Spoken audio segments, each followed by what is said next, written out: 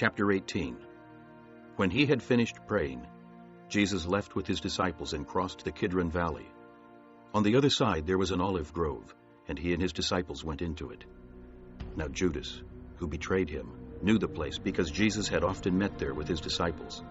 So Judas came to the grove, guiding a detachment of soldiers and some officials from the chief priests and Pharisees. They were carrying torches, lanterns, and weapons. Jesus, knowing all that was going to happen to him, went out and asked them, "Who is it you want?" "Jesus of Nazareth," they replied. "I am he," Jesus said, and Judas the traitor was standing there with them. When Jesus said, "I am he," they drew back and fell to the ground. Again he asked them, "Who is it you want?" And they said, "Jesus of Nazareth." "I told you that I am he." Jesus answered. "If you are looking for me, then let these men go." This happened so that the words he had spoken would be fulfilled. "I have not lost one of those you gave me." Then Simon Peter, who had a sword, drew it and struck the high priest's servant, cutting off his right ear. The servant's name was Malchus. Jesus commanded Peter, "Put your sword away. Shall I not drink the cup the Father has given me?" Then the detachment of soldiers with its commander and the Jewish officials arrested Jesus. They bound him and brought him first to Annas, who was the father-in-law of Caiaphas, the high priest that year. Caiaphas was the one who had advised the Jews that it would be good if one man died for the people. Simon Peter and another disciple were following Jesus. Because this disciple was known to the high priest, he went with Jesus into the high priest's courtyard, but Peter had to wait outside at the door. The other disciple, who was known to the high priest, came back, spoke to the girl on duty there, and brought Peter in. "You are not one of his disciples, are you?" The girl at the door asked Peter. He replied, "I am not." It was cold, and the servants and officials stood around a fire they had made to keep warm. Peter also was standing with them, warming himself. Meanwhile, the high priest questioned Jesus about his disciples and his teaching. "I have spoken openly to the world." Jesus replied, "I always taught in synagogues or at the temple, where all the Jews come together. I said nothing in secret. Why question me? Ask those who heard me. Surely they know what I said." When Jesus said this, one of the officials nearby struck him in the face. "Is this the way you answer the high priest?" He demanded.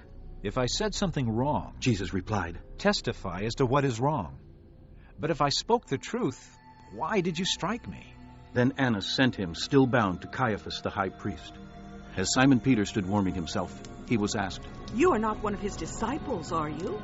He denied it, saying, "I am not." One of the high priest's servants, a relative of the man whose ear Peter had cut off, challenged him. "Didn't I see you with him in the olive grove?" Again Peter denied it, and at that moment a rooster began to crow. Then the Jews led Jesus from Caiaphas to the palace of the Roman governor. By now it was early morning, and to avoid ceremonial uncleanness, the Jews did not enter the palace. They wanted to be able to eat the Passover.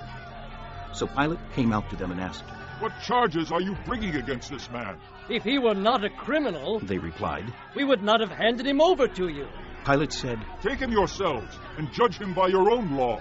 "But we have no right to execute anyone." The Jews objected. This happened so that the words Jesus had spoken, indicating the kind of death he was going to die, would be fulfilled. Pilate then went back inside the palace, summoned Jesus, and asked him, "Are you the king of the Jews?" "Is that your own idea?" Jesus asked. "Or did others talk to you about me?" "Am I a Jew?" Pilate replied. "It was your people and your chief priests who handed you over to me. What is it you have done?" Jesus said, "My kingdom is not of this world. If it were, my servants would fight to prevent my arrest by the Jews. But now my kingdom is from another place." "You are a king, then," said Pilate. Jesus answered, "You are right in saying I am a king. In fact, for this reason I was born, and for this I came into the world, to testify to the truth. Everyone on the side of truth listens to me." "What is truth?" Pilate asked. With this he went out again to the Jews and said, "I find no basis for a charge against him. But it is your custom for me to release to you one prisoner at the time of the Passover. Do you want me to release the king of the Jews?"